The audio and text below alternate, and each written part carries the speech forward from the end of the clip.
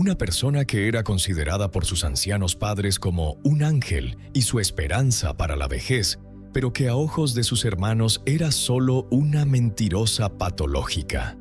En realidad, esta persona resultó ser un monstruo que ocultaba un terrible secreto financiero.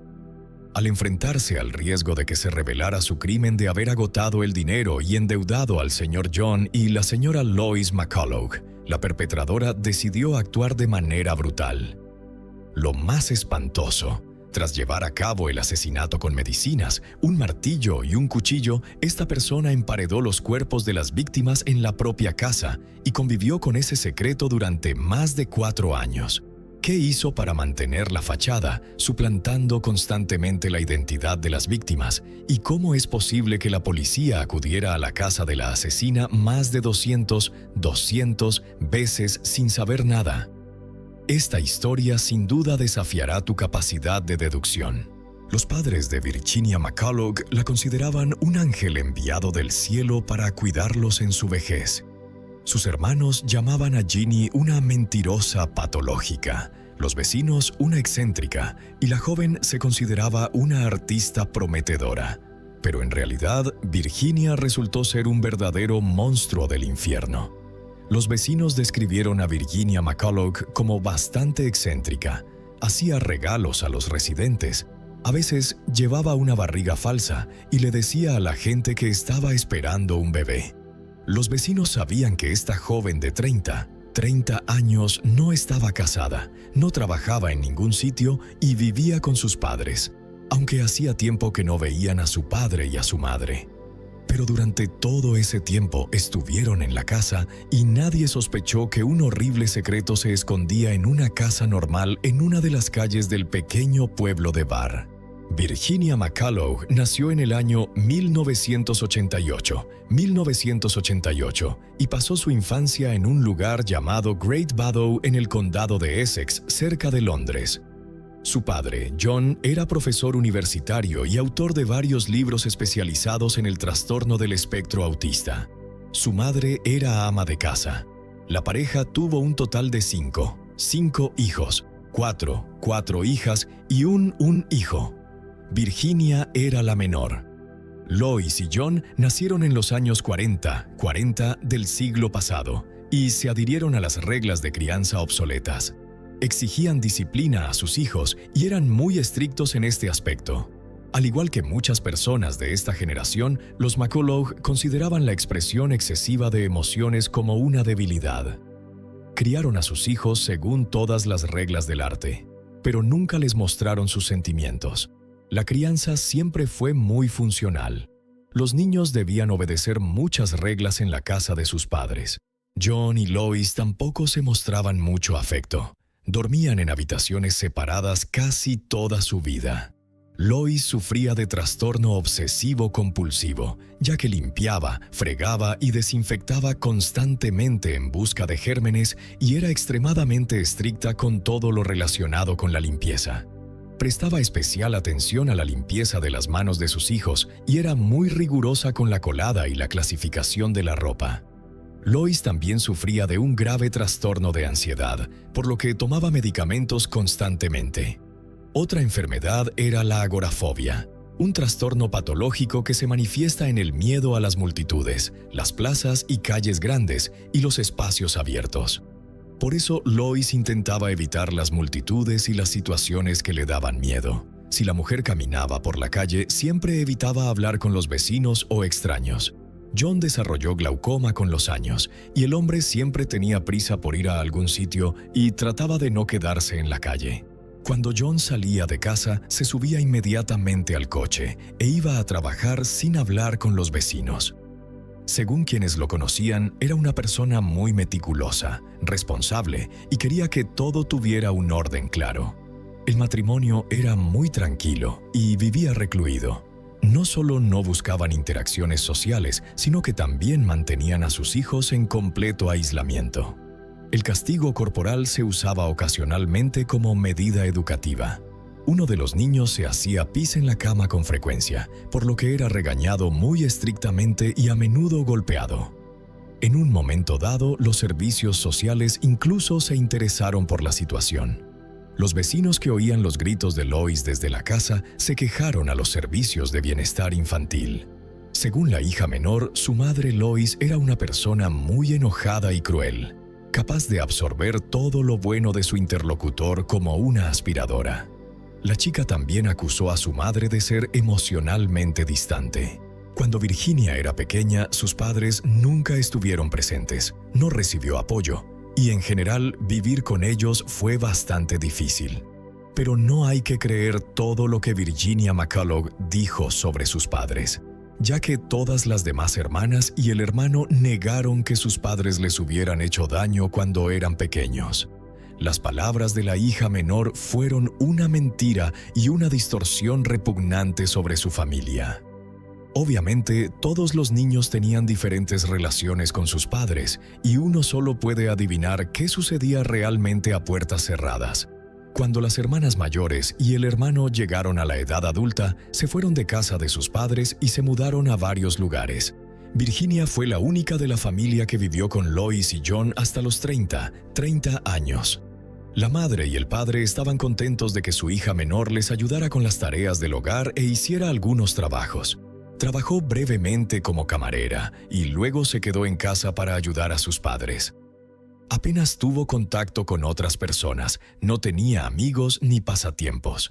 Siempre mantuvo su distancia, incluso con sus hermanas. Virginia prácticamente no se comunicaba, porque la consideraban una mentirosa patológica.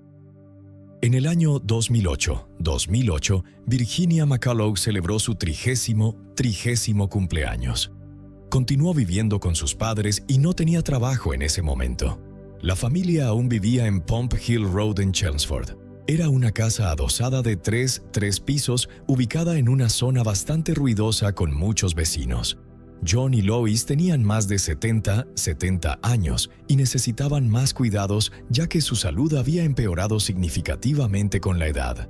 John padecía diabetes tipo 2, tenía presión arterial alta y colesterol, por lo que tenía que tomar varios medicamentos para diferentes enfermedades. La ansiedad de Lois empeoró a medida que envejecía, y también trató de calmarla tomando pastillas constantemente. Consideraban a su hija menor un ángel que los cuidaba y sacrificaba su propia vida personal. A los ojos de sus padres, ella era incapaz de hacer el mal. Virginia se quedó con sus padres y afirmó que su deber era cuidarlos, apoyarlos y ayudar con las tareas domésticas. Pero en realidad, solo se estaba aprovechando de su padre y su madre. Aunque la joven estaba desempleada, sus padres no lo sabían. Virginia fingía ir a trabajar a la oficina todos los días, y si se quedaba en casa, les decía que había sido despedida injustamente y ahora estaba buscando un nuevo trabajo. Ginny estaba dispuesta a hacer cualquier cosa para ocultar el hecho de que había estado viviendo a expensas de sus padres durante mucho tiempo. Una vez les dijo que había conseguido un trabajo de diseño web muy bien pagado. Luego fingió ser una artista que supuestamente había estudiado en una prestigiosa escuela de arte. Dibujaba paisajes y animales, pero cuando otros veían los dibujos, no elogiaban mucho su trabajo. Virginia les dijo a sus padres que pronto se convertiría en una artista famosa y expondría sus obras en galerías de élite, que la gente compraría sus cuadros a precios altos y que estaba realmente en el umbral del éxito y la independencia financiera. Pero todo era una mentira.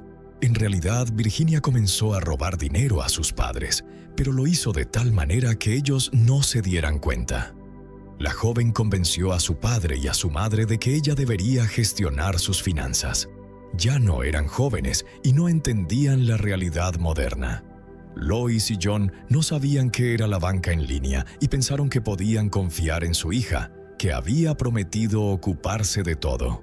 Pero en realidad, Virginia se aprovechó de eso.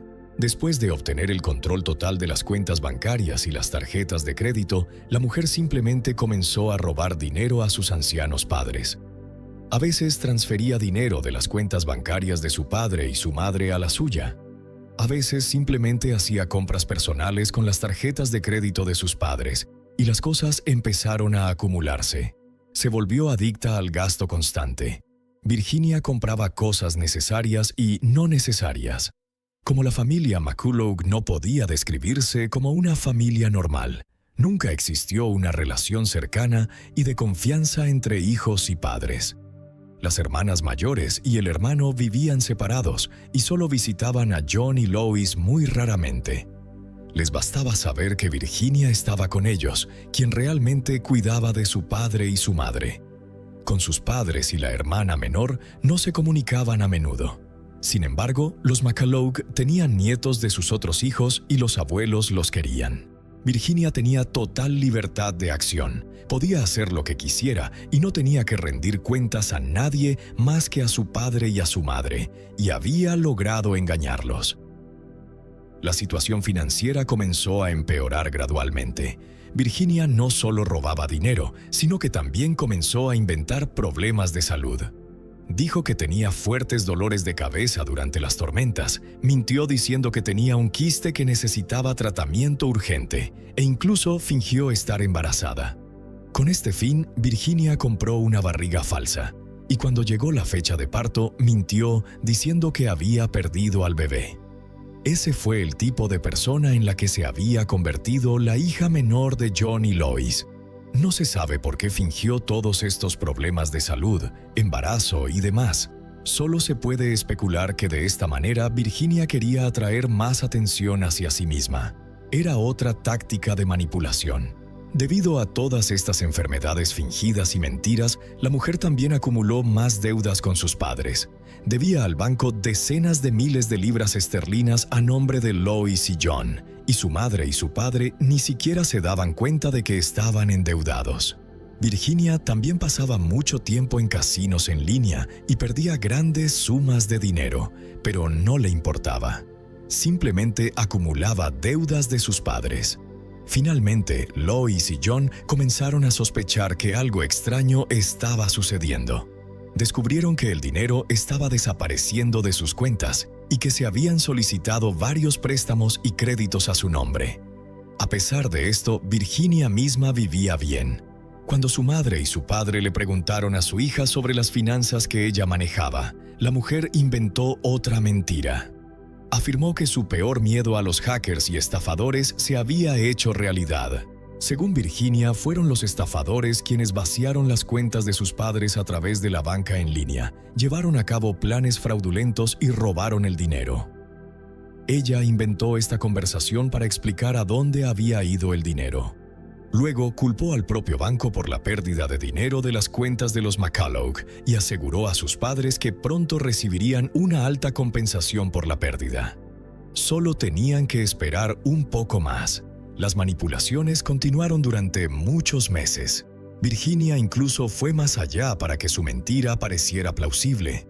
Falsificó documentos, se hizo pasar por una agente de policía que investigaba los fraudes y se disculpó con John y Lois en nombre de una autoridad por todos los retrasos en los procedimientos penales.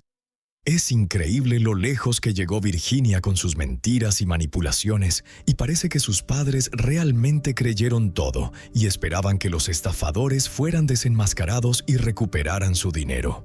Si Lois se había estado carteando con una amiga a lo largo de los años. En las cartas compartía que su familia había sido víctima de una estafa, pero que la policía estaba manejando el caso y los McCullough pronto recuperarían su dinero. En marzo del mismo año, la situación comenzó a descontrolarse. Virginia ya no sabía qué excusa inventar. Simplemente no podía dejar de robar el dinero de sus padres. Eso era simplemente inaceptable para ella. Al mismo tiempo, la mujer se dio cuenta de que era solo cuestión de tiempo, antes de que su madre y su padre descubrieran a dónde había ido realmente todo el dinero. Sabía que la policía pronto se interesaría realmente en el caso, ya que los viejos préstamos estaban vencidos y se estaban a punto de desembolsar nuevos. Virginia reflexionó sobre la situación. No podía mantener a su padre y a su madre en el limbo por más tiempo. Era solo cuestión de tiempo antes de que una idea inconcebible surgiera en su cabeza. John y Lois tenían que ser eliminados. Fue sorprendente, pero la mujer no vio otra salida. Si sus padres descubrían que su hija menor estaba detrás de esta juerga de compras, ella estaría en problemas. Su madre y su padre la enviarían a la cárcel. Virginia se sentía atrapada, aislada del mundo y ahogándose en el mar de sus propias mentiras y manipulaciones. Según ella, había perdido la paz mental y no podía recuperarla. Además, la muerte repentina de sus padres le daría la oportunidad de seguir gastando su dinero y ya no tener que justificar sus gastos. Virginia anhelaba liberarse de todo eso y recuperar el control de su vida, y en su lógica retorcida, la solución perfecta para todos sus problemas sería matar a John y Lois. Durante los siguientes tres meses, este pensamiento no abandonó su mente. Pensaba constantemente en cómo enviar a su padre y a su madre al otro mundo sin que se enteraran de su fraude financiero, y cómo hacerlo sin represalias. Entre marzo y junio del año 2019, Virginia comenzó a tomar medidas deliberadas para llevar a cabo el plan insidioso. Comenzó a acumular medicamentos recetados para sus padres, compró un cuchillo con una hoja muy afilada y, obviamente, ya sabía exactamente qué iba a hacer con él. Para comprobar qué efectos secundarios tendrían John y Lois por el aumento de dosis y cuánto medicamento recetado sería fatal, comenzó a mezclarlo gradualmente en sus comidas y bebidas. Comenzó a sedar lentamente a sus padres con sustancias pesadas y los usó como conejillos de indias. Probó diferentes medicamentos y dosis hasta que finalmente encontró la combinación adecuada. Virginia decidió que era hora de despedirse de su madre y su padre. A última hora de la tarde del día 17 de junio de 2019, justo antes de que los McCullough se fueran a dormir, Virginia tomó las pastillas que había preparado y las mezcló en las bebidas de ambos. John bebía una copa de bebida alcohólica por la noche antes de acostarse. Lois, por el contrario, nunca bebía alcohol. Después de preparar los 2 cócteles mortales, la joven se los llevó a su madre y a su padre y los observó beber con calma. John inmediatamente se bebió su vaso y se fue a dormir. Lois, por el contrario, solo bebió unos sorbos y luego apartó la taza. Por mucho que Virginia instó a su madre, ella se negó a beber el resto. La hija no pensó en una mejor manera que acompañar a Lois a la cama y dejar la taza en la mesita de noche, con la esperanza de que su madre se la bebiera al día siguiente. Virginia se tomó su tiempo para levantarse de la cama y primero fue a revisar a su padre. John todavía estaba acostado en la cama. El hombre había dejado de respirar. Había muerto antes de la mañana. El plan de eliminación había tenido éxito en parte. La vida de John McCullough, de 70 años, terminó trágicamente así. Virginia luego fue a la habitación de su madre para revisarla. Debido a que el sabor amargo de la medicina era más notable en los refrescos, la anciana no se lo bebió todo. Como resultado, recibió una dosis mucho más baja que su esposo. Cuando Virginia entró en el dormitorio de Lois, ella todavía estaba viva, pero en un estado semiconsciente. Esto asustó a Virginia. Había esperado que tanto su madre como su padre entregarían su alma a Dios durante la noche y ella no tendría que hacer nada más. Sin embargo, Virginia tenía un plan de respaldo para este caso. Encendió la radio para distraer a su madre. Luego fue a la despensa a buscar un martillo. Cuando la mujer regresó al dormitorio de su madre, Lois estaba acostada allí escuchando la radio con una expresión tan ingenua que un gusano de duda se agitó en alguna parte de la cabeza de Virginia. Tal vez debería dejar vivir a su madre. Virginia siguió caminando de un lado a otro de la habitación, pensando qué hacer. Luchó consigo misma. Por un momento, los peores argumentos se impusieron.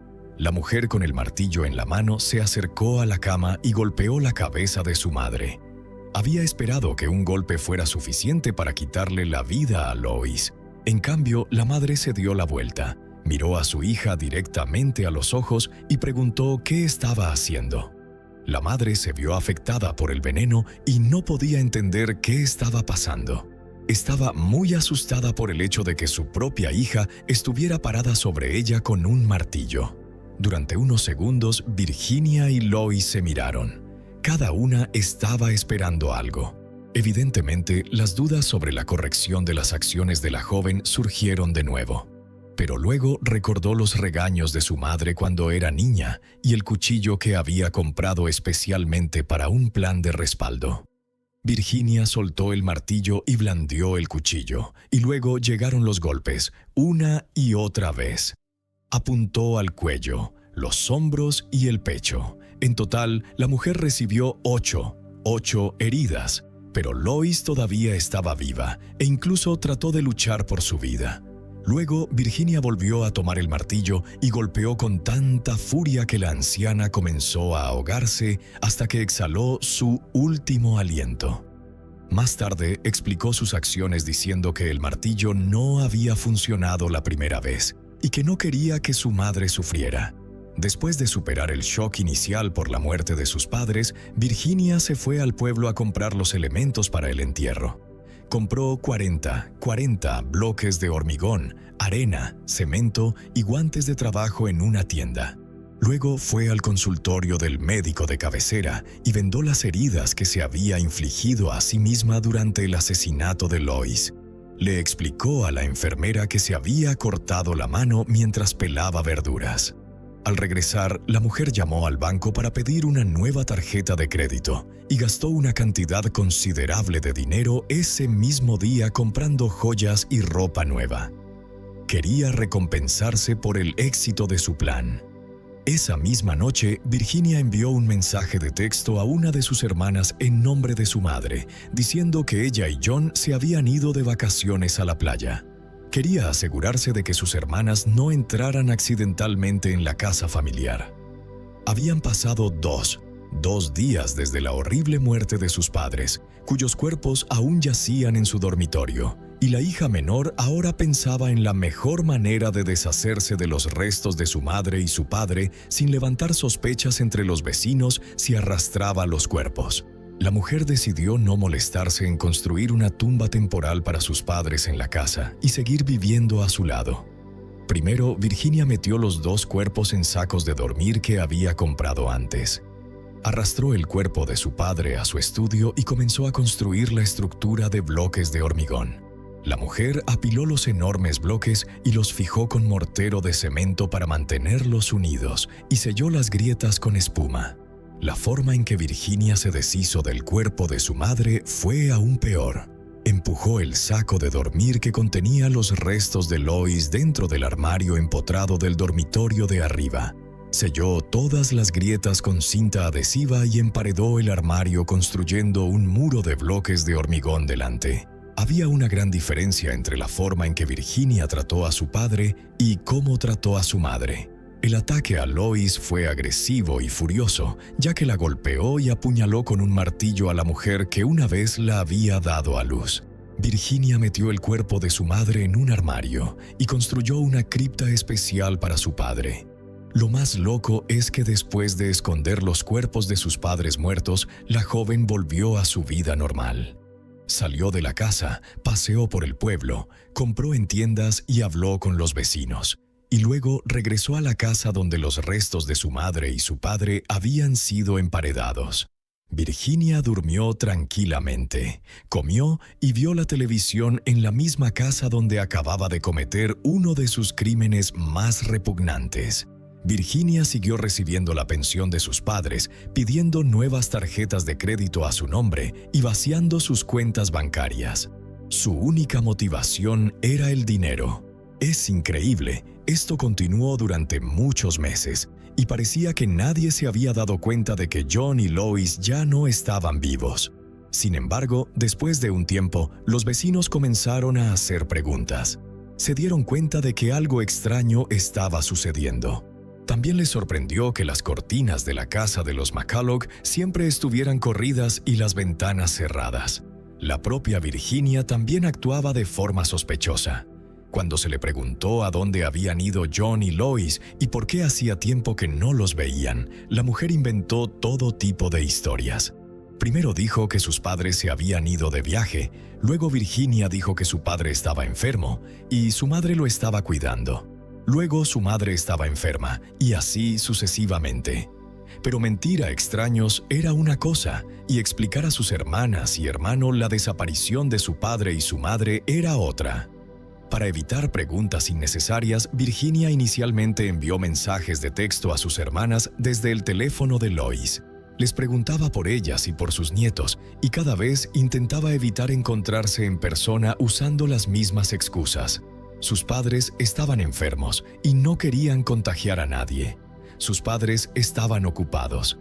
La casa no estaba limpia. Había un cambio de planes o un viaje repentino para visitar a otros familiares. Lo más sorprendente fue que las hermanas de Virginia creyeron estos mensajes. O más bien, estaban completamente convencidas de que estaban hablando con su padre y su madre por teléfono. Todo esto se explica por la relación bastante mala entre padres e hijos en la familia McCullough. Las hermanas mayores y el hermano nunca visitaban la casa familiar. Y si el propio John y Lois les habían pedido que no vinieran, ese era su problema.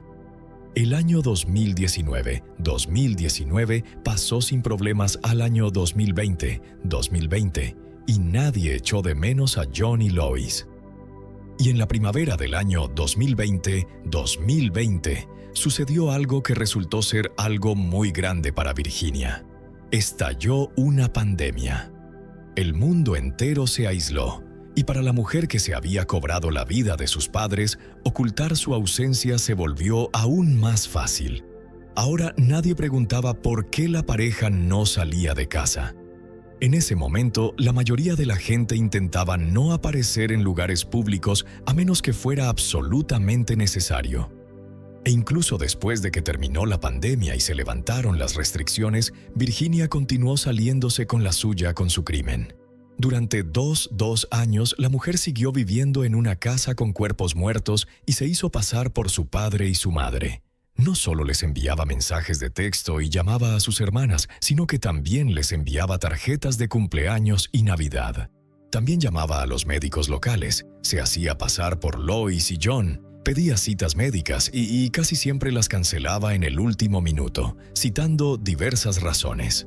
Todo esto se hacía para confundir a los demás y dar la impresión de que los McCullough todavía estaban vivos.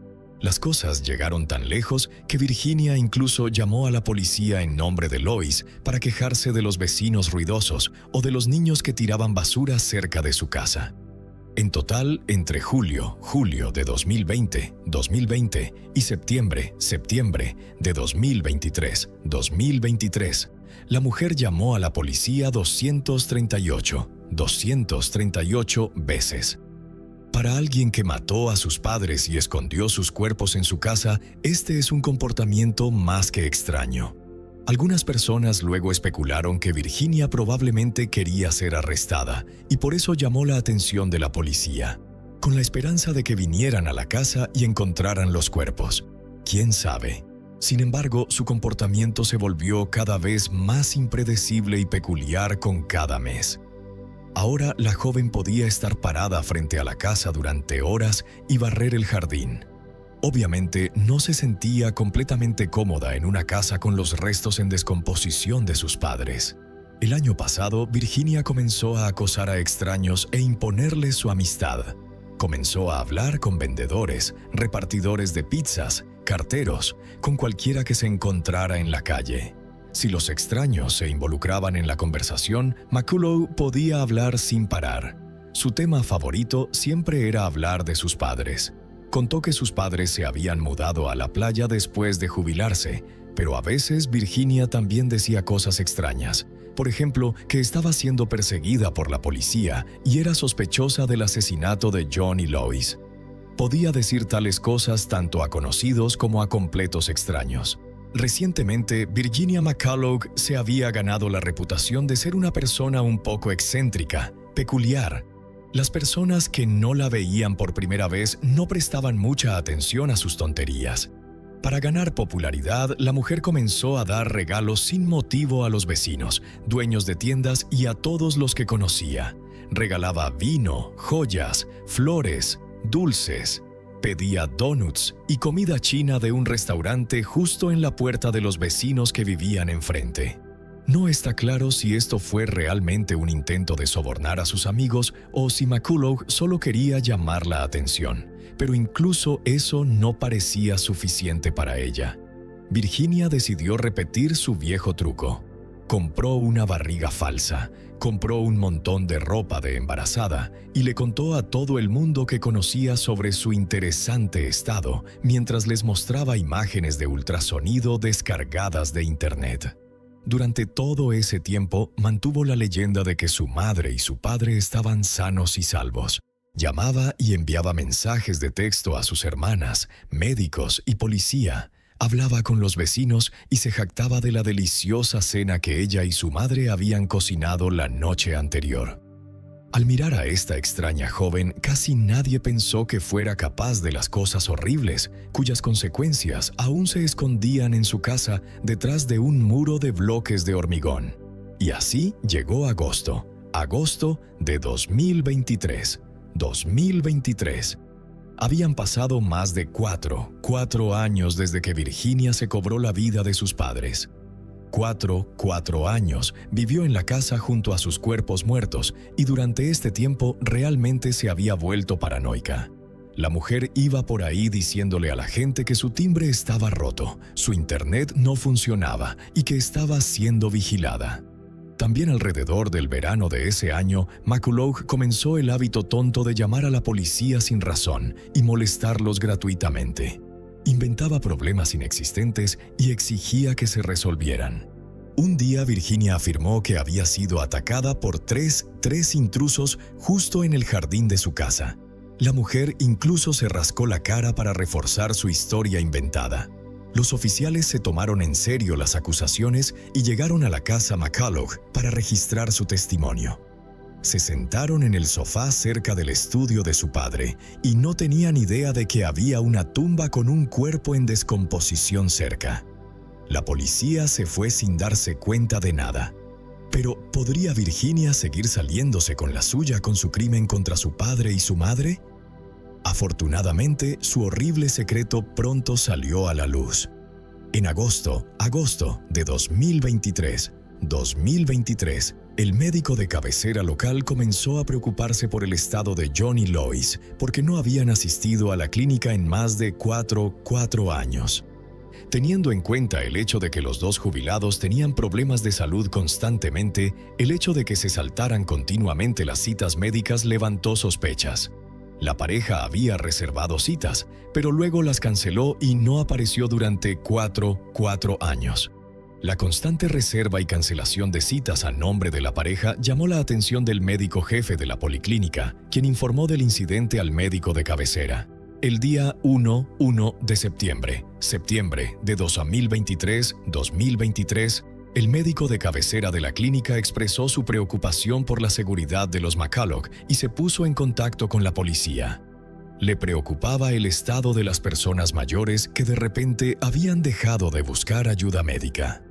Las fuerzas del orden inmediatamente comenzaron una investigación y llamaron a Virginia, quien hizo todo lo posible para despistar a la policía. Afirmó que sus padres se habían ido de viaje y no se habían llevado sus teléfonos móviles para que no los molestaran, por lo que no tenía forma de contactar con ellos. La mujer aseguró a los agentes de policía que John y Lois llegarían a finales de octubre y se presentarían en la comisaría. A las autoridades esto les pareció sospechoso y decidieron esperar un tiempo. Pero cuando los jubilados no aparecieron y no se pusieron en contacto después de una o dos semanas, la policía intervino. El día 15 de septiembre de 2023, los investigadores obtuvieron una orden de registro y llegaron a la casa de la familia McCullough para registrarla y aclarar la situación. Un grupo de agentes de policía llamó a la puerta principal de la casa y el segundo grupo forzó la puerta trasera para sorprender a Virginia. Rompieron un panel de cristal de la puerta y entraron inmediatamente en la casa. McCullough fue informada de que era sospechosa del asesinato de sus padres. La joven no se sorprendió en absoluto por la aparición de los agentes armados y enmascarados. Obviamente, había estado esperando su arresto durante mucho tiempo. Cuando fue esposada, Virginia pidió permiso para mostrar a la policía algo que estaba escondido en las habitaciones. Su apariencia no mostraba ni ansiedad ni remordimiento. McCullough simplemente condujo a los agentes de policía al estudio de su padre, señaló la estructura de hormigón que había servido como tumba temporal durante todo ese tiempo y dijo que su padre estaba allí. La estructura estaba cubierta con varias mantas y encima había fotografías y dibujos de la propia Virginia. La joven estaba increíblemente tranquila en ese momento e incluso intentó bromear con los oficiales. De hecho, había estado esperando este momento de ser arrestada durante cuatro años. Cuando se le preguntó por el paradero de Lois, simplemente explicó que el cuerpo de su madre había sido escondido en uno de los armarios del piso de arriba. Virginia no mostró ni remordimiento ni ansiedad. Su serenidad hizo que los oficiales se estremecieran. Sin esperar más preguntas, McCullough se ofreció voluntariamente a explicar en detalle cómo se había cobrado la vida de su padre y su madre, cerrando el horrible secreto que había estado enterrado tras los muros de ladrillo durante más de 1500 días. En el año 2005, una niña de 8 años llamada Anastasia Alexenko desapareció al volver de la escuela justo en la escalera de su propio edificio en Beryozovka, Khabarovsk. Apenas unos días después, alguien encontró bolsas de carne fresca llenas de sangre arrojadas bajo los balcones y cerca de los contenedores de basura. Nadie imaginaba que la persona detrás de aquel horroroso descuartizamiento era precisamente la anciana vecina de 66 años, Sofia Shukova, de voz ronca, que siempre sonreía y que alguna vez había tomado de la mano a la niña para tomar té y dibujar. 14 años después, ella continuó matando a otras 2 personas con el mismo hacha, lanzó las partes de los cuerpos para que los perros los despedazaran y luego limpió tranquilamente el piso como si nada hubiera pasado. La historia real de la abuela despedazadora rusa, Sonia Sipataya, la asesina en serie de mayor edad en la historia de Rusia, te pondrá los pelos de punta en solo unos minutos. Sofia Ivanovna Shukova nació en el año 1939 en el pueblo de Sviagino, región de Nizhny Novgorod, Rusia. No recibió educación formal y trabajó como obrera casi toda su vida. Sofia sufrió mucho. Varios de sus hijos murieron siendo muy pequeños. Finalmente se mudó a Khabarovsk y se instaló en el asentamiento de Beryozovka, en un edificio de apartamentos junto al mar en el segundo piso del número 2 del distrito 40 años de la Victoria. Hasta su jubilación trabajó como obrera en una planta procesadora de carne. Aunque ya era mayor, Shukova seguía siendo muy fuerte y robusta. Tenía una voz ronca y chillona, por eso la gente de Beryozovka la llamaba Sonka Sipataya. Allí, Sofia se casó y tuvo 2 hijos varones. Según los rumores, ambos chicos trabajaban en las fuerzas del orden. Esta mujer jubilada y callada vivió con su familia en las afueras de la ciudad durante muchos años sin llamar la atención, hasta que el marido de Sofia murió en el año 2005.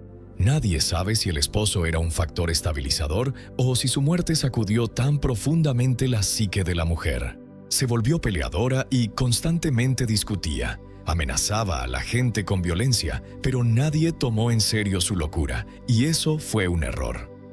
Los conocidos describían a la mujer como fría, insensible al sufrimiento ajeno y odiadora de los animales. A Sofia también se le atribuía una tendencia al alcoholismo, aunque algunos vecinos eran menos duros y decían que la anciana se cuidaba y paseaba por el patio todos los días. Pero en el año 2005, esta mujer cometió su primer crimen. El día 14 de diciembre del año 2005, una niña llamada Anastasia Alexenko volvió de la escuela con una amiga. Las 2 niñas llegaron a la casa de Anastasia Alexenko, se despidieron y cada una tomó su camino. Anastasia Alexenko tenía que subir al segundo piso para ver a sus abuelos, con quienes se quedaba los días de escuela, pero nunca llegó. A la 1:30 de la tarde, el abuelo dio la alarma porque su nieta no había vuelto a casa. Llamó a la amiga de la niña y supo que la última vez que la vio fue cuando se despidió y entró en el portal del edificio junto a una vecina mayor, Sofia Shukova, de 66 años.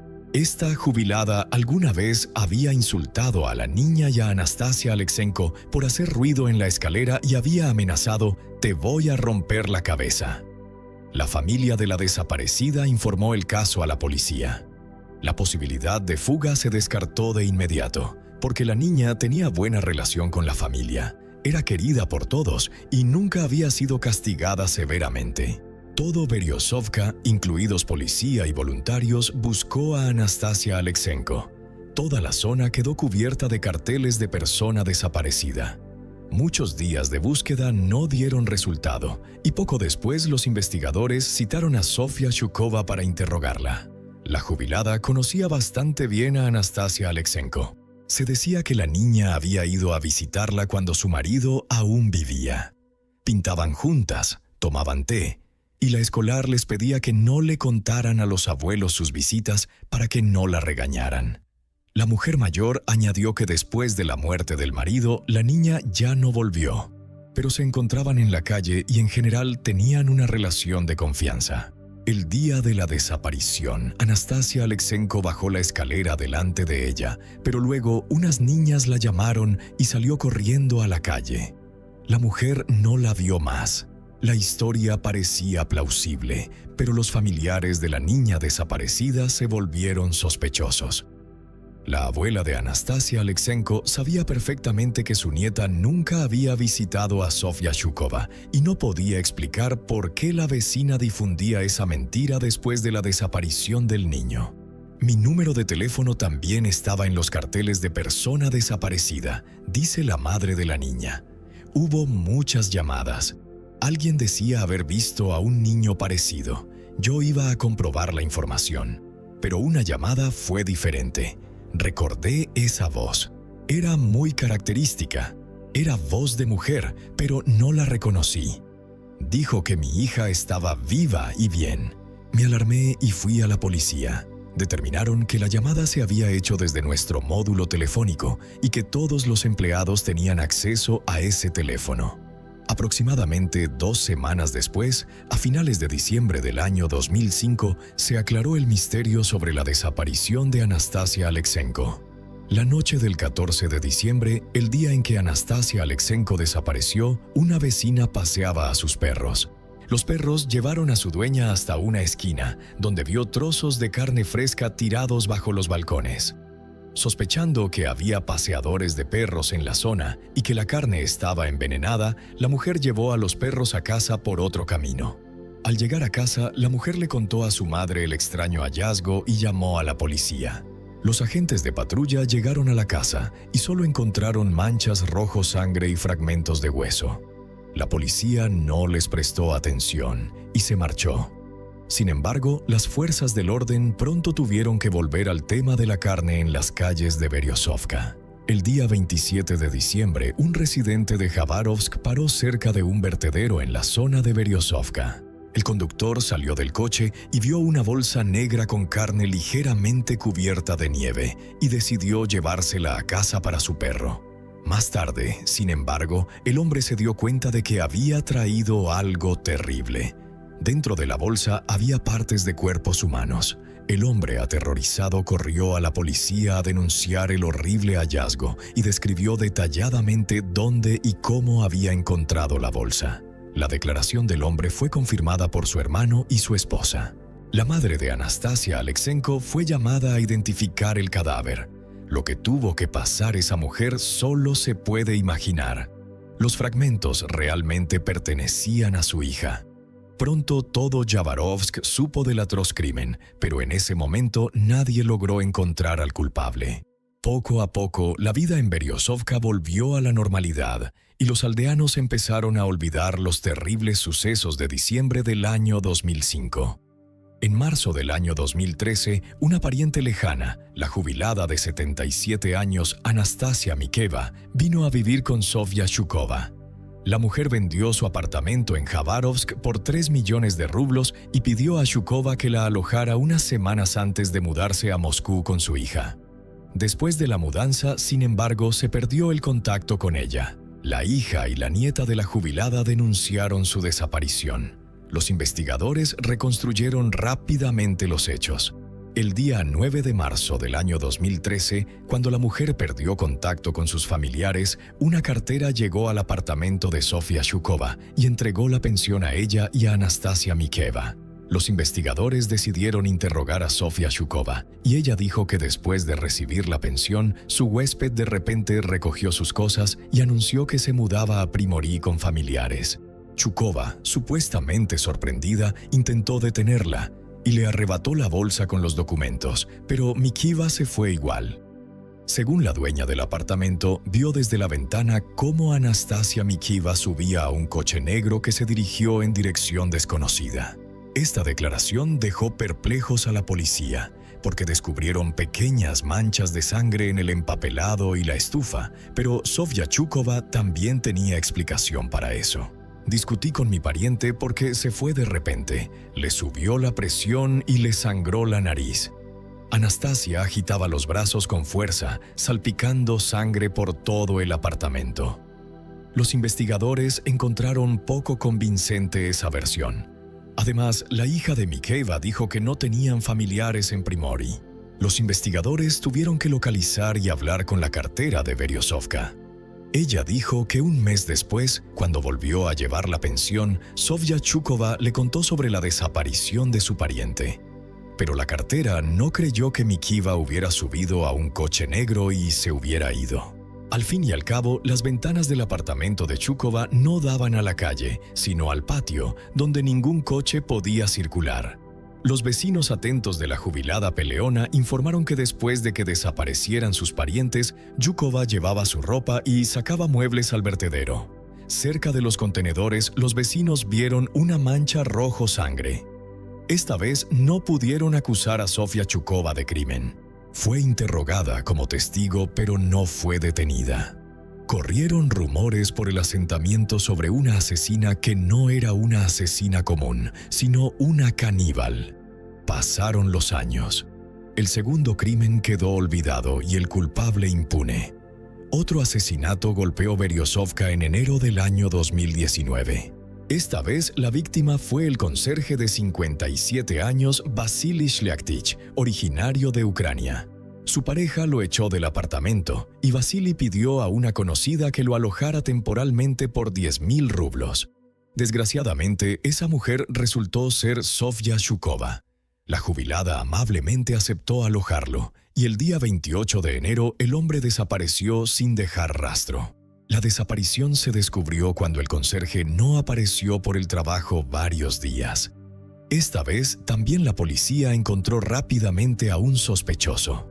Los vecinos que vivían en el primer piso debajo del apartamento de Sofia Shukova contaron a los investigadores que se despertaron alrededor de las 2 de la madrugada del día 29 de enero por golpes sordos que venían del apartamento de arriba. Según los vecinos, Shukova remodelaba frecuentemente. Pintaba las paredes y empapelaba. Antes asociaban los ruidos extraños de la noche con las reformas, pero esta vez pensaron diferente.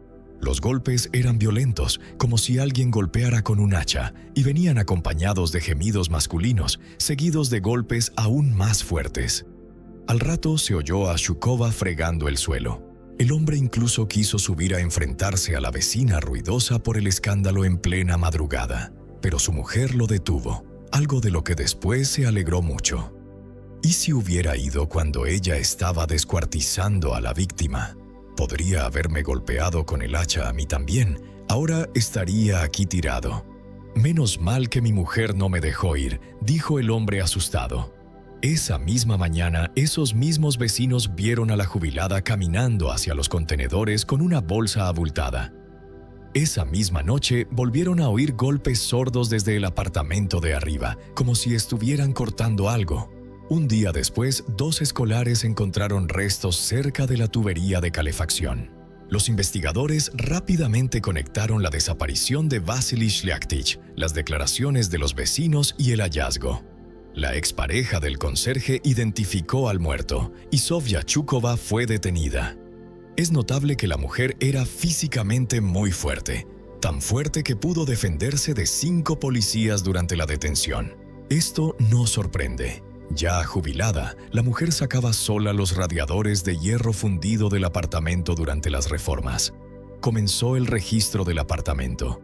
Los investigadores encontraron numerosas manchas de sangre, incluso en la hoja del hacha y las sierras.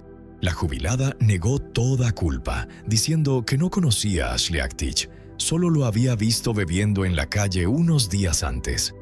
El ruido se debía a que la jubilada no podía dormir y usaba el hacha para triturar huesos para el borscht, y la sangre era de una pariente desaparecida 7 años antes, Anastasia Mikiva, que había sido reportada como desaparecida. Esta vez, las declaraciones de Zhukova no la ayudaron a quedar libre. Fue puesta en prisión preventiva por sospecha de asesinato de Vasily Szlachtic.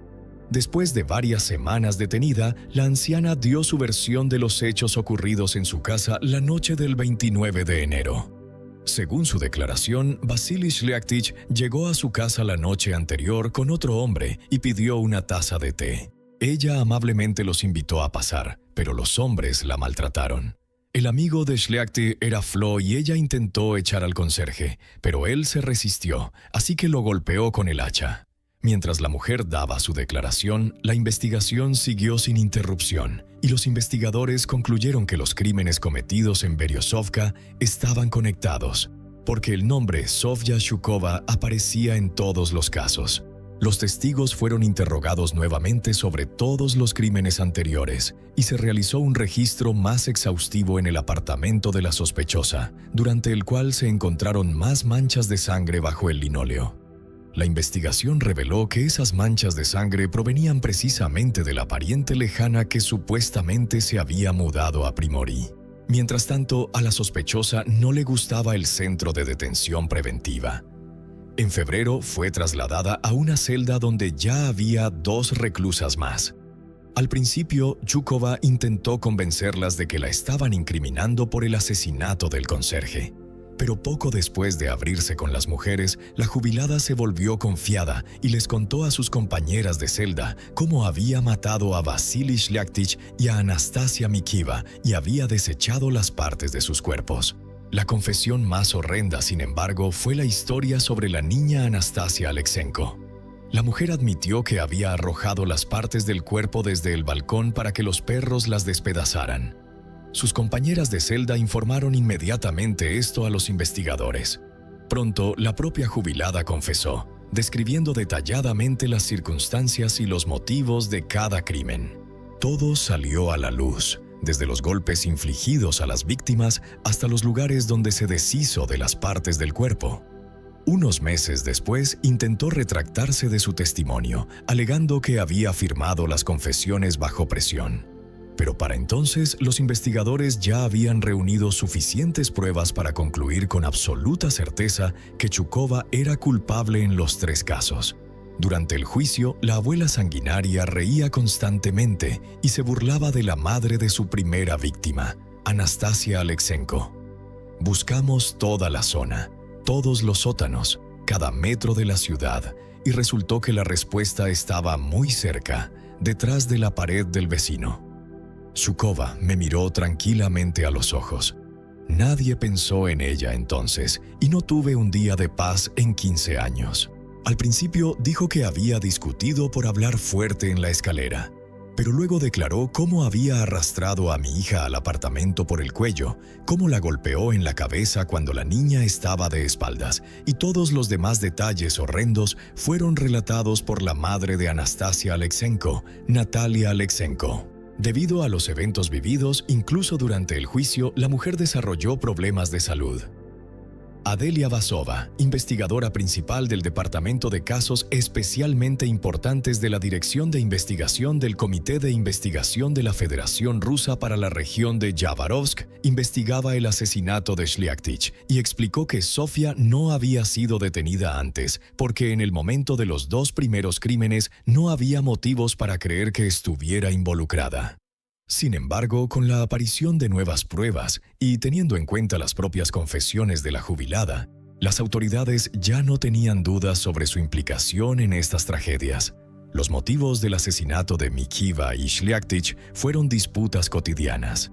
En el caso de Anastasia Alexenko, previamente habían surgido peleas por ruido. La niña molestaba a la mujer mayor corriendo y jugando con sus amigas. Tras los crímenes, la jubilada metía los restos en bolsas de plástico y los arrojaba ya sea en los contenedores cerca de su casa o en varios lugares de Beryozovka. Un examen psiquiátrico forense determinó la cordura de la jubilada y concluyó que había cometido todos sus crímenes conscientemente. Los desencadenantes de las tragedias eran generalmente insignificantes, lo que reflejaba el carácter irascible de la mujer. Como aseguraron después los investigadores, la mujer no estuvo involucrada en ningún otro crimen. Durante el juicio, la abuela insultaba frecuentemente a los testigos y reía a carcajadas ante lo que ocurría, enfatizando que no le importaban los sentimientos de los demás y que no se arrepentía en absoluto de sus actos. A menudo interrumpía a los participantes del juicio gritando «¡No mintáis!» y hacía comentarios despectivos. La pareja del conserje Vasily Shliaktich, Natalia, le ordenó en voz alta que se callara. Durante el juicio, cuando Natalia habló del fallecido, el humor de Shukova cambió repentinamente para mejor. Al principio sonreía, luego reía fuerte. Cuando era demasiado fuerte, se tapaba la boca con la mano. La pareja de Vasily explicó que él venía de Ucrania.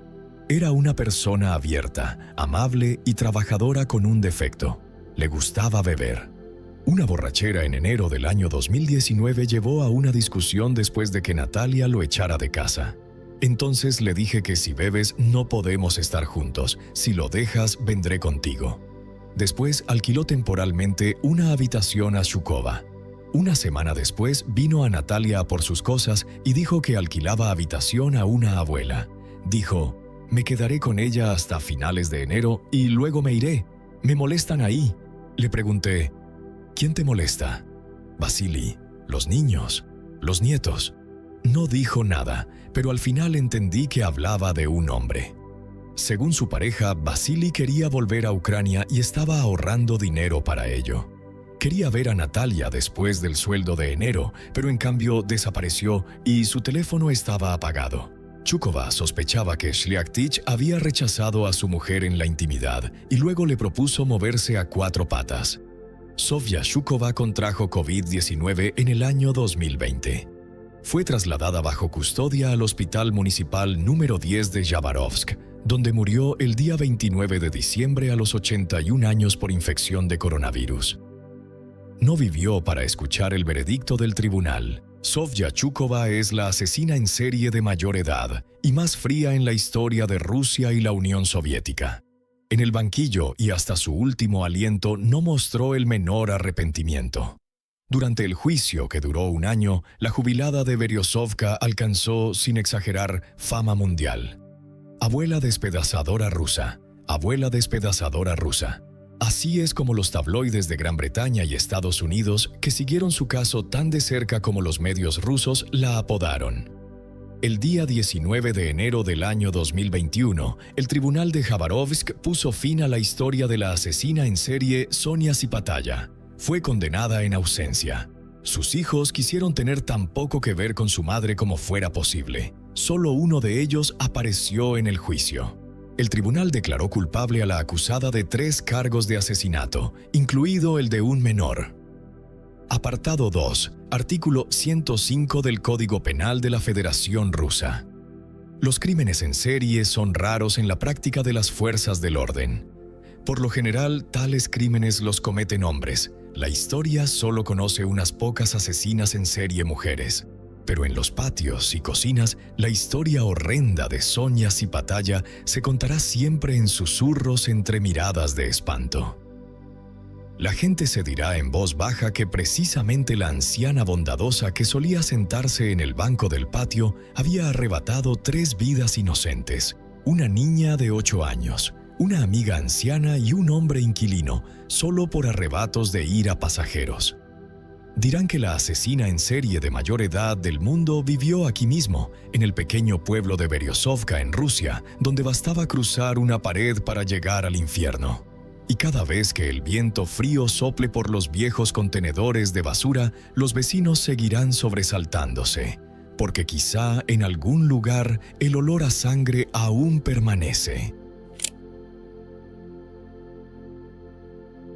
Una chica de 17 años devota, que nunca había conocido el amor, salió del campamento de la iglesia en el pequeño pueblo de North Webster, Indiana, la noche del 6 de agosto de 1975 para caminar 800 metros hasta encontrarse con amigos, y desapareció para siempre.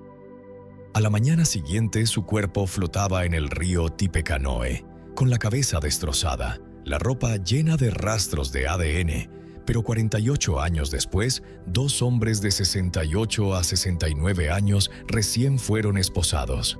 Uno condenado a cadena perpetua, otro solo a 8 años. ¿Es la justicia realmente tardía o solo una broma oscura del destino?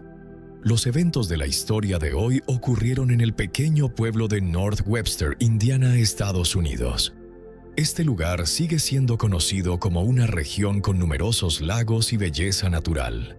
No es de extrañar que este sitio sea muy popular. Tanto los residentes locales como los visitantes pescan aquí. En el momento en que ocurrieron los eventos de hoy, aquí vivían aproximadamente 500 habitantes. Hoy en día la población se ha duplicado, pero siguen siendo las mismas personas amigables y unidas. El pueblo sigue considerándose una pequeña y acogedora provincia para la vida familiar. Con una población escasa, todos aquí se conocían muy bien y confiaban unos en otros hasta el punto de que los niños desde pequeños podían ir libremente de un lado a otro sin miedo, sin temor a salir a la calle, y las puertas de muchas casas ni siquiera estaban cerradas con llave. Durante muchos años, las infracciones de tráfico fueron el peor delito aquí. Pero un día, la situación cambió drásticamente. En 1975, la familia Mitchell vivía aquí. La pareja se casó siendo jóvenes, justo después de graduarse de la secundaria. Habían estado juntos varios años antes y desde el principio querían formar una familia y tener muchos hijos. La hija mayor de la familia Mitchell, Laurel Jean Mitchell, nació el 24 de mayo de 1958. El siguiente hijo de la pareja fue Sarah, nacida 5 años después, y luego llegó el miembro más pequeño de la familia llamado Bruce. Todos los hijos crecieron rodeados del amor, el cuidado y la comprensión de ambos padres. Habían logrado crear una atmósfera tan amigable en la casa que muchos vecinos los consideraban el modelo de una familia estadounidense. La pareja experimentó altibajos, pero siempre estuvieron muy unidos. Se mantuvieron cercanos y superaron las dificultades juntos. Laurel se concentró desde pequeña en sus estudios. La familia Mitchell era una familia muy religiosa. Desde pequeña, Laurel iba con su madre, su padre y más tarde con sus hermanos a la iglesia. Era muy creativa y talentosa e incluso se unió al coro local, donde practicaba una vez por semana. Laurel tuvo éxito. Viajaba frecuentemente con el coro a pueblos vecinos y participaba en diversos eventos sociales. Quería ayudar a la gente. Laurel trabajaba en el campamento de la iglesia situado junto a la iglesia. Aquí se reunían constantemente personas para eventos religiosos. Muchos de ellos conocían muy bien a Laurel, ya que había crecido con estas personas. Era conocida como una persona amigable y positiva con un carácter moldeable pero fuerte. La familia no tenía dudas de que la hija mayor, que siempre ayudaba a la familia, tendría un futuro brillante. Desde las primeras horas de la mañana del 6 de agosto de 1975, Laurel pasó tiempo con su hermano y su hermana. Cuidaba a la generación más joven mientras esperaba el regreso de sus padres del trabajo. Por la tarde, Laurel planeaba ir al campamento de la iglesia. Salió de la casa familiar alrededor de las 14 horas, se despidió de todos y llegó al lugar sin problemas. Como siempre, sin llegar tarde. Ese mismo día tenía que trabajar hasta aproximadamente las 22 horas. Después planeaba ir a un parque local para relajarse con amigos. Este parque estaba a 800 metros de la iglesia. Después del trabajo, uno de sus colegas, que también era amigo de Laurel, se ofreció a llevarla en su coche al parque. Pero ella rechazó, quería caminar y tomar aire fresco. A mitad de camino, después de 10 minutos en la carretera, Laurel se encontró con otros conocidos. Ellos se divertían al otro lado de la calle, pero Laurel no cruzó porque no quería llegar tarde. Se saludaron y se hicieron señas con la mano. Ninguno de sus conocidos la vio viva después de eso. Mientras tanto, los amigos esperaban a Laurel en el parque. Habían pasado 20 minutos, pero ella aún no había aparecido. Era tiempo suficiente para llegar caminando. Al mismo tiempo, todos sabían que Laurel era una persona muy puntual y responsable. No le gustaba llegar tarde y siempre intentaba llegar un poco antes. Su comportamiento esa noche parecía atípico. Los amigos decidieron esperar más porque pensaban que podría haber sido retenida en la iglesia. El gran problema era que en ese momento no había teléfonos móviles. Solo era posible contactar a una persona a través de su teléfono fijo en casa. Por lo tanto, Laurel no podía contactar a sus amigos para informar sobre el retraso, así que simplemente esperaron. Cuando había pasado media hora, los jóvenes perdieron la paciencia e incluso se molestaron un poco por la amiga retrasada. Aún así, no pudieron esperarla y simplemente salieron a divertirse. Los amigos no pensaron que podría haber sucedido algo preocupante. Su familia tampoco estaba preocupada porque su hija había anunciado que iría con sus amigos después del trabajo. Acordó con sus padres que regresaría poco antes de la medianoche. Sus padres le permitieron salir y divertirse, pero se preocuparon cuando, cerca de la hora acordada, aún no estaba en casa. La madre y el padre se preocuparon de inmediato, al igual que sus amigos. Reconocieron que esto era anormal y completamente atípico para Laurel. A diferencia de sus amigos, sus padres no tenían motivos para enojarse, solo para preocuparse. Sus padres decidieron actuar con más determinación y no dejar pasar el asunto. Este comportamiento les parecía demasiado sospechoso. Por eso, su madre intentó de inmediato averiguar qué le había pasado a su hija mayor. La familia de Laurel, de 17 años, conocía muy bien a sus amigos. La mayoría de los adolescentes vivían cerca. Su madre y su padre decidieron, a pesar de la hora tardía, pasar por sus casas. Estaban demasiado preocupados para esperar. Su mejor amiga vivía justo al otro lado de la calle. Solían pasar tiempo juntas. Sus padres se quedaron atónitos cuando Laurel no apareció en casa de su amiga.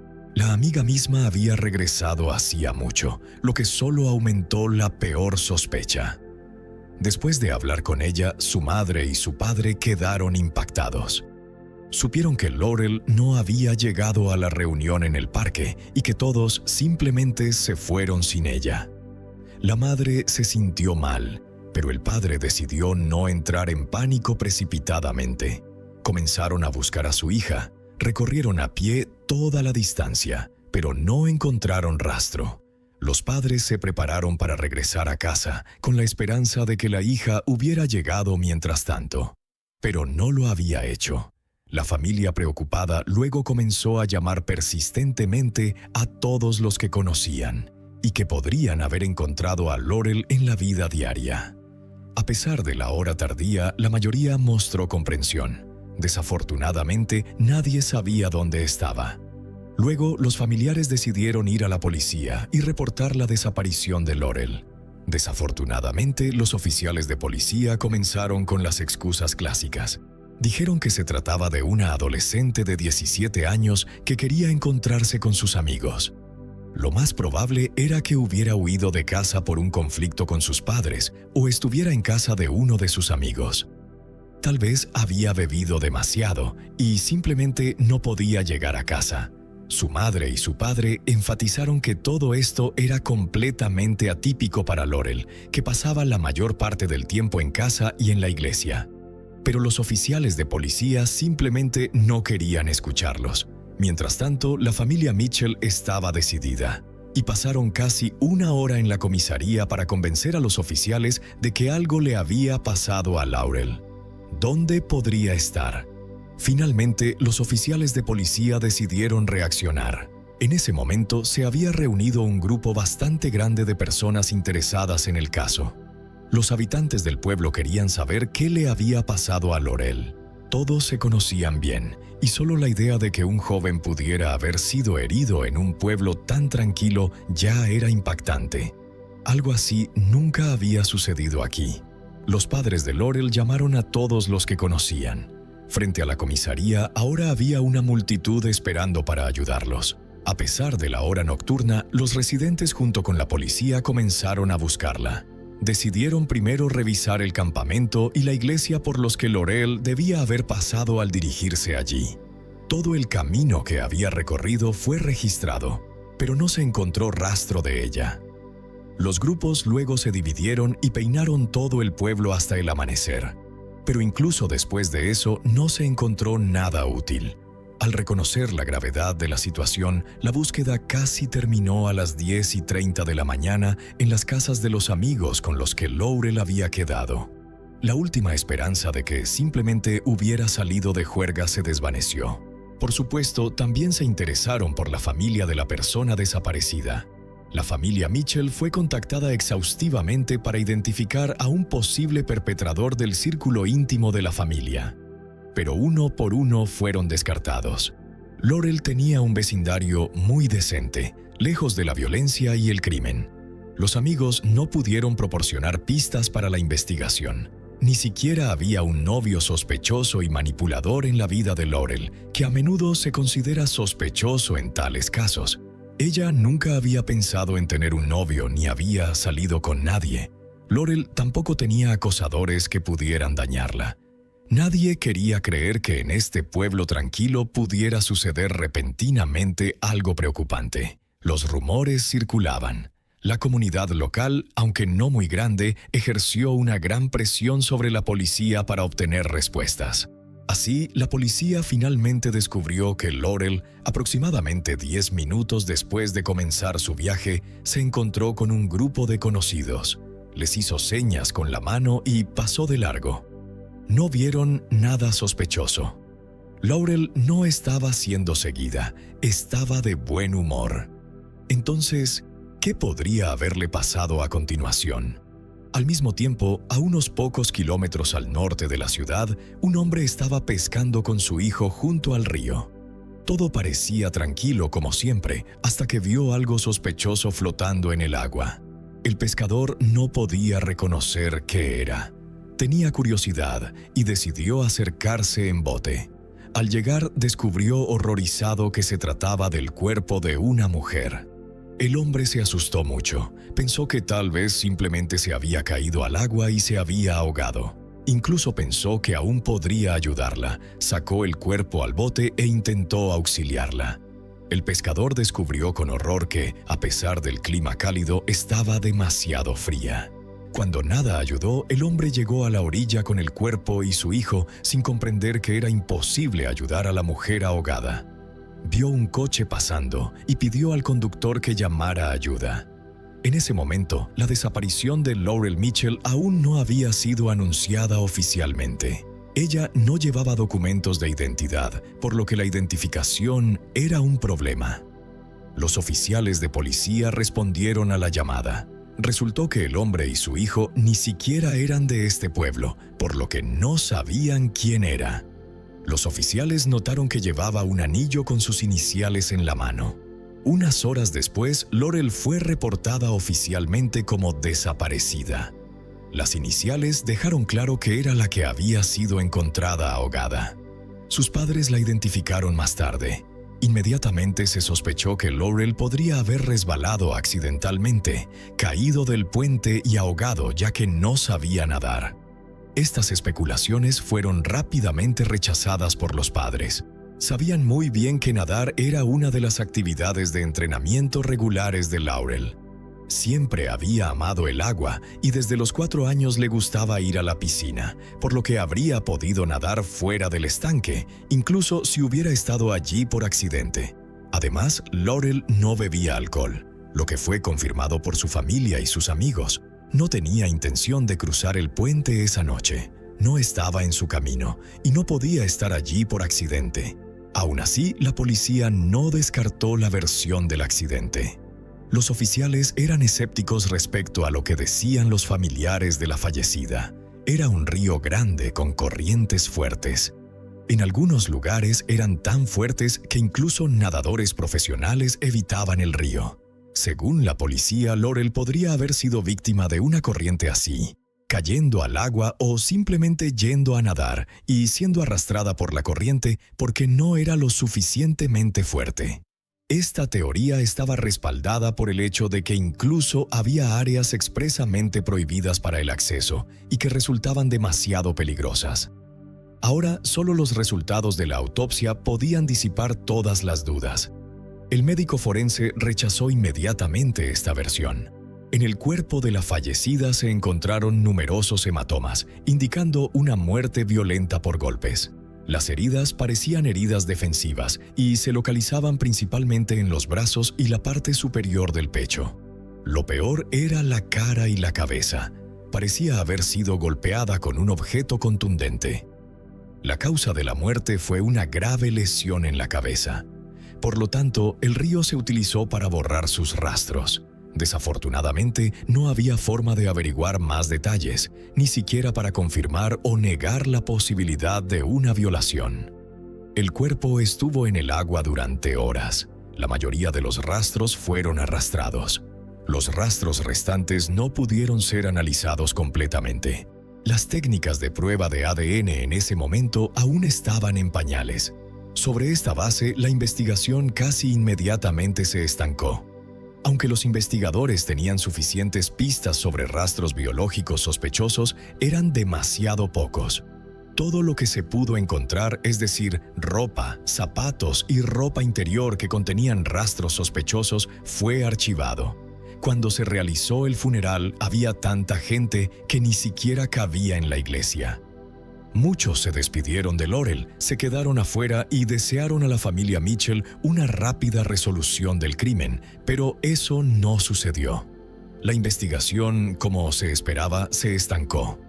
El primer avance llegó solo meses después, cuando la policía recibió una llamada de un testigo anónimo que llamó desde un teléfono público diciendo que sabía qué le había pasado a la fallecida. Tan pronto como el operador comenzó a hacer preguntas, simplemente colgó. No se pudo identificar a la persona. Luego, la policía lanzó un llamado público para encontrar a la mujer que había hecho la llamada. Le garantizaron privacidad, seguridad y cualquier tipo de protección que fuera necesaria. Las autoridades hicieron todo lo posible para convencerla de que se comunicara nuevamente con la policía y proporcionara toda la información disponible. Más tarde, incluso se ofreció una recompensa de $50,000.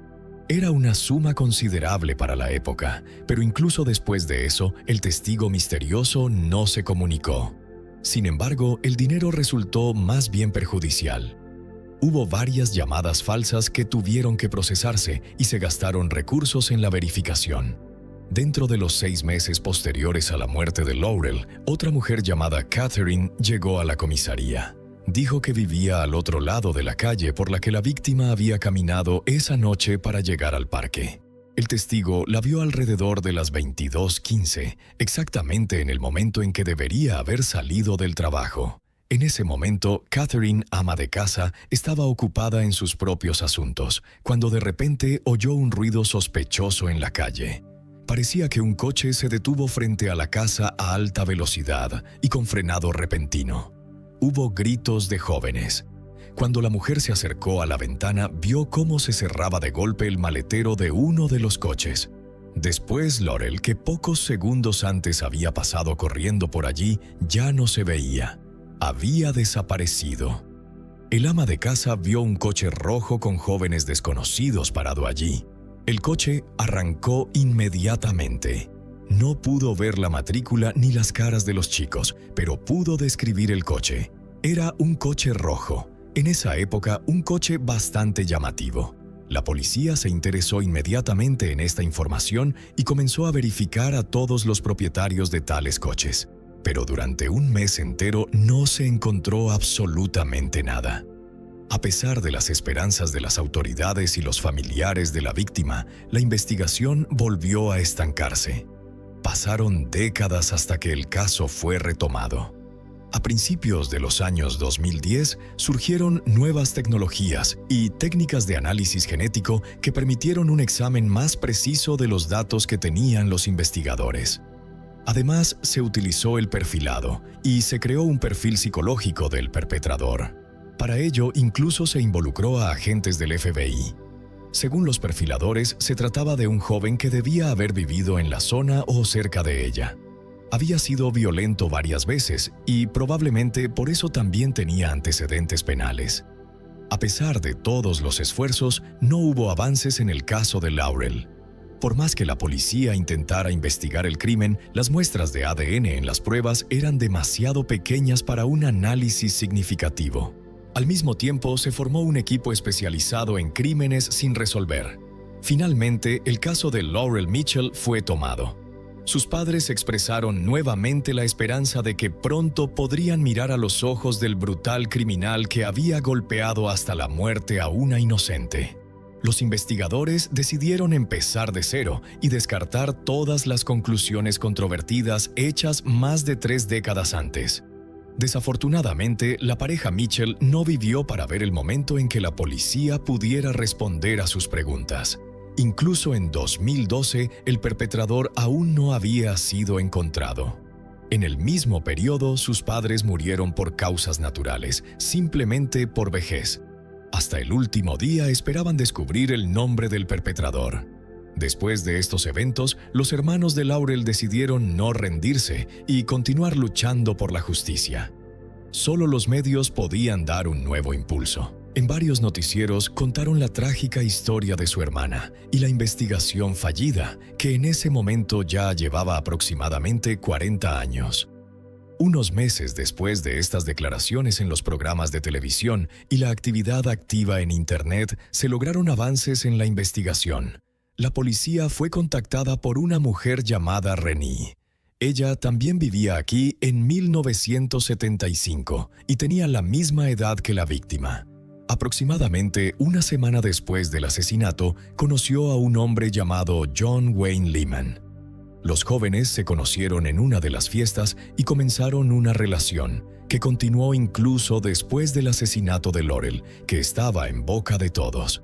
Después de que John bebiera demasiado en otra fiesta, comenzó a revelarle su pasado.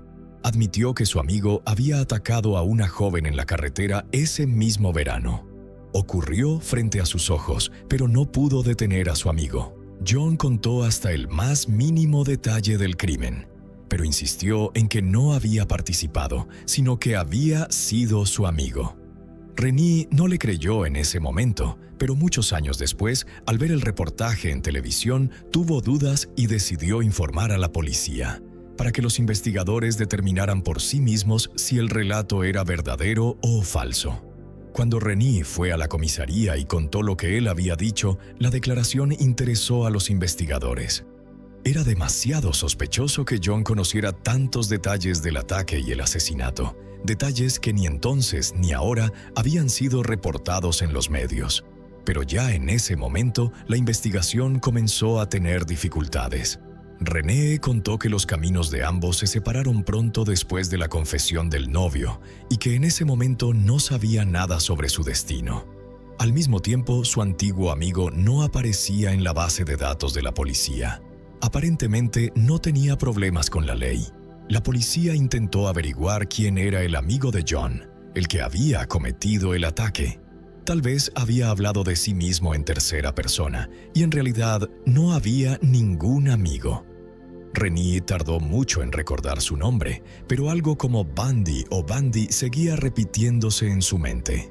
Los investigadores decidieron revisar la lista de sospechosos antiguos y personas que habían sido consideradas en el caso. Entre ellos había varios nombres que sonaban similares, y finalmente Renee reconoció el nombre, Fred Bundy Jr.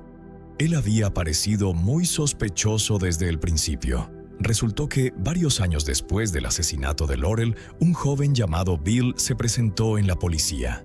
El joven contó que había conocido a Fred Bundy Jr. No tenía domicilio fijo, ni trabajo, ni educación, pero era adicto y tenía agresividad que obviamente no sabía controlar. Después de conocerse, salieron a beber juntos. En una de esas reuniones, el hombre marginado le contó a Bill que él y un amigo llamado John habían atacado a una joven en la carretera. Lo hicieron sin motivo aparente, solo por diversión. Cuando ella se resistió, Fred se enfureció y comenzó a golpear a la desconocida. Siguió golpeando. Incluso cuando ella perdió el conocimiento y cayó al suelo, simplemente no pudo parar.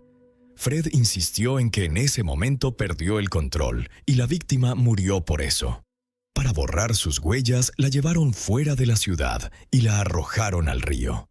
En ese momento, la declaración de Bill no recibió mucha atención, porque no sabía el nombre de la víctima y era imposible verificar sus palabras. Esta apelación fue olvidada, pero después de un tiempo se recordó y se agregó al caso de Laurel. Pero aquí tampoco se siguió, porque no se encontró confirmación para su declaración. Después de revisar el informe, los investigadores estaban seguros de que era John Wayne Lehman, el amigo de Fred, quien había confesado haber atacado a la mujer. Los investigadores ahora decidieron concentrarse en los principales sospechosos. Para eso se necesitaban muestras de ADN para comparar. En 2019 había técnicas de investigación innovadoras disponibles y en ese momento aún no había información sobre John ni Fred. Finalmente, los investigadores tenían en sus manos herramientas suficientes, confiables y de alta precisión para analizar incluso los rastros más pequeños de fluidos orgánicos. En 2019 decidieron examinar todas las pruebas recolectadas durante el asesinato. Era la misma ropa, zapatos, ropa interior y el anillo de la fallecida. Contrariamente a las expectativas, el análisis, a pesar de la tecnología innovadora, tomó casi un año. En febrero de 2020 se logró un avance significativo. Mientras los médicos forenses examinaban la ropa de la fallecida, descubrieron rastros microscópicos que habían permanecido sin detectar durante décadas. Las autoridades tenían suficiente material sobre Fred, porque el hombre tenía antecedentes por delitos violentos y sus muestras estaban almacenadas en bases de datos. Sin embargo, tomó tiempo recopilarlas. El resultado fue desalentador, solo 80% de coincidencia. Era demasiado impreciso y el trabajo continuó. Después de varios reanálisis con otras técnicas, se determinó una coincidencia de casi 100% con las muestras de Fred. Finalmente, en 2023 se decidió arrestar a Fred Bundy Jr. y a su amigo John Wayne Lehman. Según la policía, el hombre marginado había sido violento 3 veces, siempre contra mujeres, pero solo fue castigado una vez. El perpetrador cumplió una pena corta y simplemente fue liberado. Ahora confirmó que en 1975 él junto con su amigo John atacaron a Laurel cuando poseía un coche rojo. Intentó echarse toda la culpa, pero no pudo explicar cómo solo sus rastros quedaron en el cuerpo de la víctima. Ambos hombres fueron arrestados cuando habían pasado casi 48 años desde el brutal asesinato. Los hermanos de Laurel no podían creer que los perpetradores hubieran vivido toda una vida, mientras la policía durante todos esos años intentó en vano atraparlos. Como era de esperar, Fred y John se culpaban mutuamente. Fred culpaba a John, mientras John afirmaba que Fred había violado, matado y ahogado a Laurel. Él negaba haber participado en la violación y el asesinato y explicaba su comportamiento por el miedo a su amigo, que lo había impedido durante todos esos años de prevenir el crimen. Esa también era la razón de su silencio prolongado. Los abogados defensores invocaban activamente la prescripción del crimen para refutar los argumentos de la fiscalía. Los abogados defensores intentaban con métodos habituales limpiar el nombre de sus clientes, lo cual era difícil ante el estilo de vida de los dos hombres. Después de que el jurado escuchara los argumentos de las partes, se retiraron a deliberar. Solo después de 1 hora, Fred Bundy Jr. fue declarado culpable de asesinato en primer grado. En ese momento, el hombre ya tenía 69 años. En la sentencia posterior fue condenado a cadena perpetua sin libertad condicional. Es notable que Fred fue sentenciado según los estándares de 1975. En ese momento podría haber recibido cadena perpetua sin condicional o la pena de muerte, pero la pena de muerte fue abolida más tarde en este estado. Fred, por lo tanto, fue a prisión por el resto de su vida. Muchos, sin embargo, opinaban que él también debería morir dolorosamente como su víctima por su atrocidad. John Wayne Lehman de Auburn, Indiana. En el momento de su arresto tenía 68 años. A diferencia de Fred, pudo llegar a un acuerdo con la fiscalía y se declaró culpable de conspiración para cometer asesinato.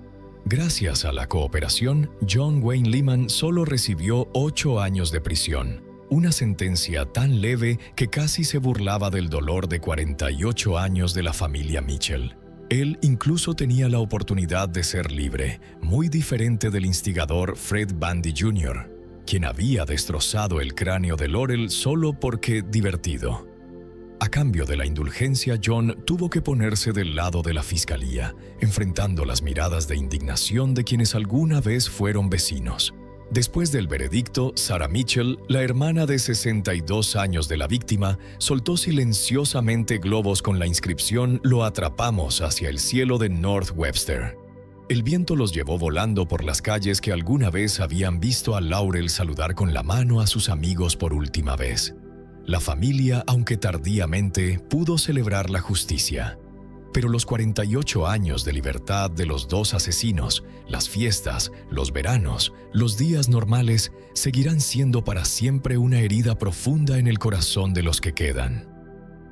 Laurel Jean Mitchell nunca volvió a vivir un solo día más.